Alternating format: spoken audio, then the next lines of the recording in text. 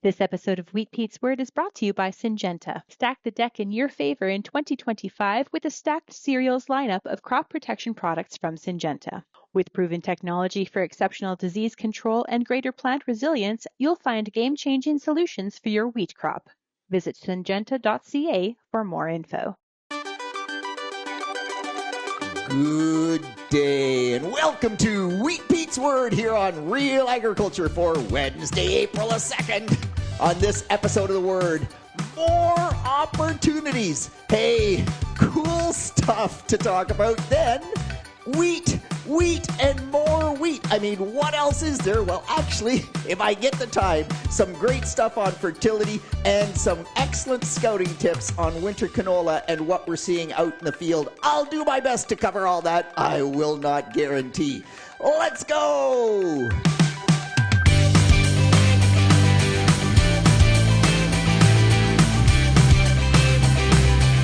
So, a quick update on Wheat Pete's Thespian Adventures. We are coming into weekend number 2. The play has been going awesome. If you are looking for something to do that's fun on Thursday, Friday, or Saturday, there is still a few tickets available at the Thistle Theatre website. The play is email, and the audiences have really been enjoying it, which is awesome as an actor as well. On April 11th and 12th, Sherry Garner, a local Embro born and raised farm person, is doing I Am Enough, kicking off her Canadian tour.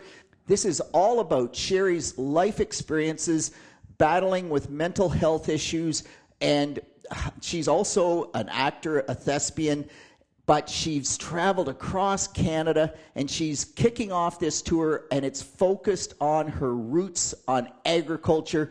It is an amazing story. If you get a chance, April 11th and 12th, again, go to Thistle Theatre. You can get tickets.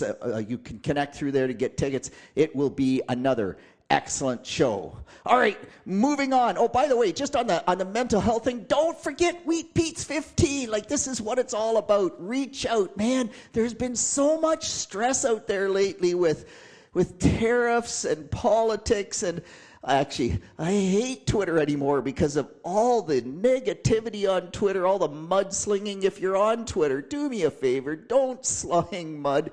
Respectfully disagree. Whatever happened in our society to respectful discussion, respectful disagreement? Ah, man. Anyway, I'll stop. It just drives me nuts. I hate the mudslinging. Hey, here is some cool stuff. So Mark from Delmarva, listening to Wheat Pete's Word as he rode his bike, and he said that he and a friend had had a great discussion about sulfur the night before. They hadn't really come to a conclusion. And he said, Pete, it was as if you were sitting at the table having coffee with us. Just how that fit in with their discussion and how it helped the thought process and come to a solution. And so that was ever so cool. I love this positive feedback that I get. Hey, on the positive feedback note, so this is so cool. So Nature Nut Nick reached out and said, Pete, you're absolutely right that if you get negative feedback, you stop. If you get positive feedback, it's better. It's actually way better. But your story's a little wrong. So he gave me the story, and it's so cool. I have to take a second to talk about it. So in that experiment, and it's actually Jack Hagerty, a great extension person with the Ministry of Agriculture and Food here in Ontario. Nick and another person, I believe from Huron County, both were sent out of the room and then brought into the room one at a time, and they had to complete a task. And believe it or not, Nick's pretty sure the task was just taking a book and putting it on the table. Nick came into the room first, and every time he moved, Jax gave him negative feedback. He couldn't move the right way. He couldn't do anything right. And so Nick ended up just stopping and standing and staying still because that was the only way that he didn't get negative feedback. The task never got completed. The other person came in the room, got nothing but positive feedback, soon had the book changed places, the task completed, and that lesson has stayed with Nick forever. It's just cool, eh? Think about how that would impact you. It's really, really cool. So the other thing that my good friend Mark from Delmarva talked about was, Pete, you also got to tell farmers that they need to look after themselves, not only from a mental health perspective, but also from a physical health perspective. Man, we are farmers. We are tough. I'm not going to the doctor. I'm just going to work through it. Yes, I'm one of those people, or I used to be. But what was really interesting about Mark sending me that message is on Monday night's agronomist, Terry Aberhart from MNP said, from that perspective, because Monday night was all about getting through the rush and keeping focused, and it was a great session about that. But Terry said, you know, agronomists, we push soil tests, because you can't grow a good crop. You can't know what you're deficient. You can't be economically viable if you don't know what's in your soil. Well, guess what? A blood test for a human being is just about the same thing as a soil test for the soil. Everybody listening, I hope, test their soil. For goodness sakes, just get a physical once in a while. If it's been more than 5 years since a physical, get to the doctor. I don't care if it takes 6 months. If you call the doctor, says, no, can't do you for 6 months, make the appointment for 6 months. Your physical health is incredibly important as well as your mental health. All right, I want to move on. If you're an Ontario Ag Conference participant, you got a survey in your email. I'm part of the program planning team. Please fill out the survey. We need the feedback. We need the session ideas. It's really, really important. So we would appreciate if you did that. And while I'm on that, on Wednesday last week, I got to go and speak to Dr. Dave Hookers, 2 of his second-year classes at Ridgetown Campus, University of Guelph. And once again, I just want to say that the students there give me faith that agriculture is in good hands. One of the students in particular came up to me. We were talking about soil erosion, about drainage, and it was really cool because he challenged me in the class gently, and I just said, well, you know, I couldn't take time to go into it in depth because I wouldn't have gotten through my presentation, but he came up after and we had the discussion. And in his situation, he was ever so right. And it was about surface drainage on heavy clay soil in Essex County versus tile drainage and making ruts in the field or things like that. I won't go any further, but wow.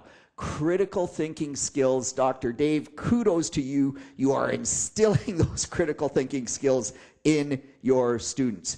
Hey, maple syrup season is coming to a close in southwestern Ontario. The buds are breaking on the maple trees, so we're done here. It looks like a slightly above average run from what I'm hearing. So, it's not a bumper crop, but it's not a small crop. So wheat, Pete is happy from that standpoint. Slugs are already active. Again, Dr. Dave sending out a picture. He was out in his cover crop field where he had planted some tillage radish, some daikon radish, I should say, you know, the big ones that grow way up above the soil. And sure enough, at Ridgetown Campus, University of Guelph, in those trials, 2 great big slugs last week up feeding on that decaying daikon radish root. Woody finding one on a wheat plant. So if you're in Chatham-Kent, it has been warm enough that the slugs are active. Slugs are the bane of our existence. There's no doubt about that. Jason from the Peace District sending me an awesome video of the drainage tile running water, just gushing water into the drainage ditch or the local ditch. And his comment was, just wanted to show you this, Pete, because the local farmers said tile drainage would not work in the Peace District because the soil would be too frozen. And everybody in Ontario is scratching their heads saying, huh? But if you think about it, Peace District oftentimes gets 4 feet, 5 feet of frost. And so when that's 5 feet deep, the water's not moving, but that frost does come out. And Jason's experiment proves that tile drainage can work even in that climate. And man, Jason, I am so excited because if you can get on that soil earlier, remember, Peace District, short growing season, if you can get on there earlier, get seeded earlier, it's a huge win. At the end of the day, I'm a tile guy, right? You pay for tile whether you have it or not. All right, I need to move on to wheat. Man, I'm talking so long, but so much cool stuff. An awesome picture sent from Phil Needham in Kentucky. You can imagine this. In Kentucky, the wheat is already at second node. Growth stage 32, Zadex 32, Feek 7. It just, wow. So Kentucky is so different than Ontario. And even in Ontario, Josh sending a picture of amazing wheat just southwest of Glencoe. It's on sand soil, so I think a little warmer, started early, but wow, what biomass for this time of year. And it makes a little sense why we see more response to this earlier fertilizer in that part of the world than perhaps as we move further north, because Jen responding that up in Renfrew, guess what? The winter wheat is still under a nice blanket of snow and maybe some ice that we'd rather not have. And so huge differences. By the way, Phil Needham from Kentucky saying the forecast for them is 10 inches. That is correct. 10 inches of rainfall over the next 3 to 4 days. Wow, that is just harsh. On the wheat front, Jordan sending me a picture. He put his ammonium sulfate and maybe a little urea, I'm not sure, I can't quite recall, doesn't matter. Fortunately, nobody has put the full shot of nitrogen on yet that I'm aware of, because it looks like we've got a lot of rain coming. It was too early to put the full shot, but that sulfur, I think it makes a difference. We've talked about that. Jordan got out there and he did that on that Saturday night, Sunday morning in March when it was really well frozen, -7, -8. And he has never seen the tracks from the applicator show up as much as he has this year. And his question was, is that a yield loss? It's early. And what's interesting, and Ryan Benjamin's great agronomist there in Lambton County as well, saying, yeah, on white frost, if you apply on white frost, you often do see the tracks. We get more leaf injury if we have that white frost, or if they're really hard frozen. I don't think it was really hard frozen, but there probably was white frost. How that makes a difference, I have yet to figure out from a physiological standpoint in Wheat Pete's brain. He can't get there. Regardless, it's early. The chances of significant yield impact are incredibly small. We haven't made the head yet. We're going to get lots of new leaf growth. You could quite clearly see in Jordan's picture that the leaves that were there were damaged, and some had gotten broken off, actually. So, yep, looks a bit nasty right now, but I think it's going to be fine. Chris actually sending a picture where in Essex County, the sprayer tracks from 2024, the soybean crop in 2024, are dead or at least severely impacted by snow mold, where the rest of the field is fine. They almost never see snow mold in Essex, and Chris is going like, wow, how can this happen? What's really interesting, though, those sprayer tracks are indentations. When the snow comes, it tends to sit there first. It stays there longer. It stays wetter longer. And, yep, it's a snow mold year. And so we're just seeing lots of different things from that perspective. Brett saying, Pete, my organic wheat this year, like normally in the spring, just our system here, it looks basically as good as everybody else's. This year, the organic wheat does not look as good. Is that just the year thing? What did I do wrong? And so, Brett, what I find really, really phenomenally interesting is that Brian from Hensel Co-op in Tilbury sent some great pictures. They did some trials last year. I guess the grower just doesn't believe Wheat Pete. I don't know. But anyway, they did some trials where they broadcast maize 100 pounds, and they seed placed either 30 or I think 50. They had 2 different trials where they did this.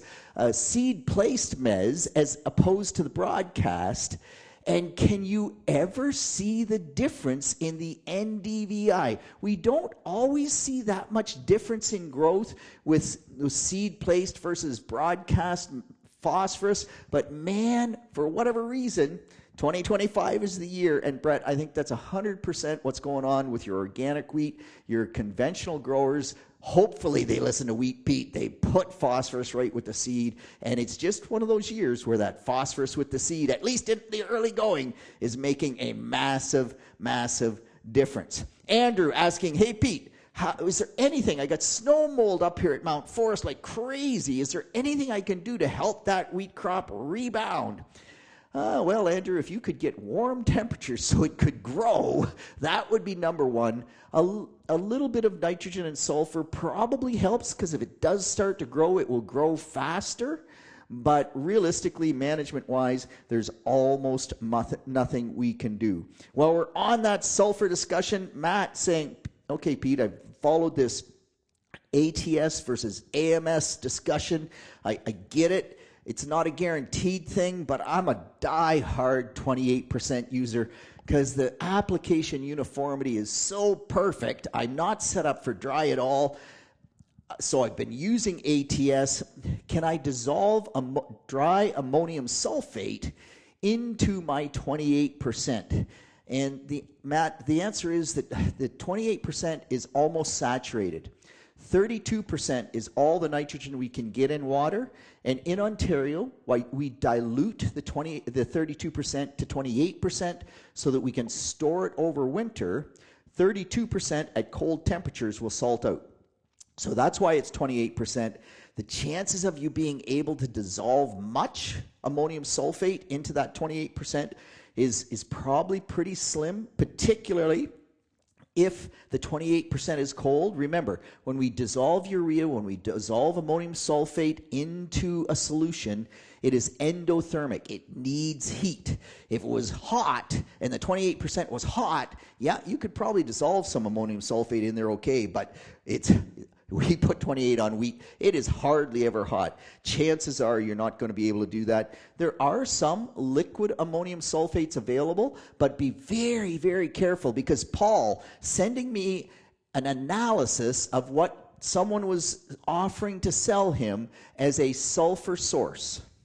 And we looked at the analysis, and it was 18 parts per million of sulfate, not sulfur, sulfate. So I did the math, and ammonium thiosulfate is actually 780,000 parts per million of sulfate equivalent, and we're looking at 18 parts per million. It's basically water. So just be careful. Don't get sold down that pathway. Derek saying, okay, Peter, I'm in Lambton County. I have floaters on my sprayer right now. Do I shift to the skinnies to put the 28 on the wheat? Can I leave the floaters on? You know, Derek, it's always a question.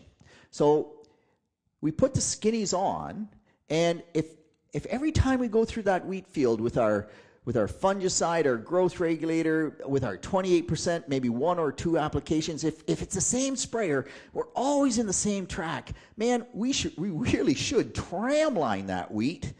And so what happens with the skinnies is we track line it. We get track lines. It's still probably not as good as tram lines, but I would say the skinnies. The problem is you have to change them, pain in the neck. Number 2, when we put that 28% on the wheat, sometimes on a clay soil and sometimes on all soils, it's not very dry.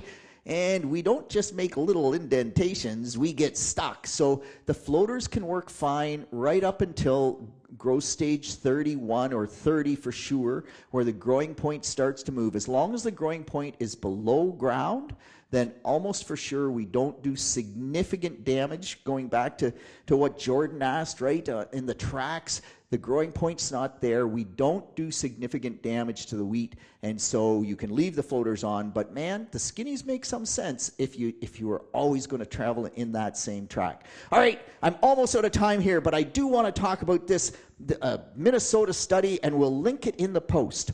Really cool stuff. I always get lots of questions about, okay, Pete, how does fall applied phosphorus, fall applied potash broadcast compare to spring applications? Which is better? And we've always said that phosphorus should be applied in the spring just because it gets tied up, right?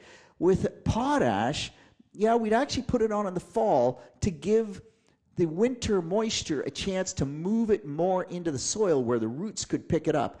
This is an excellent study out of Minnesota. Fall applied phosphorus does not increase corn yield the way that spring applied phosphorus does. So if you're going to apply phosphorus, I really like a band. You know I'm a band guy, but nonetheless, phosphorus gets applied in the spring.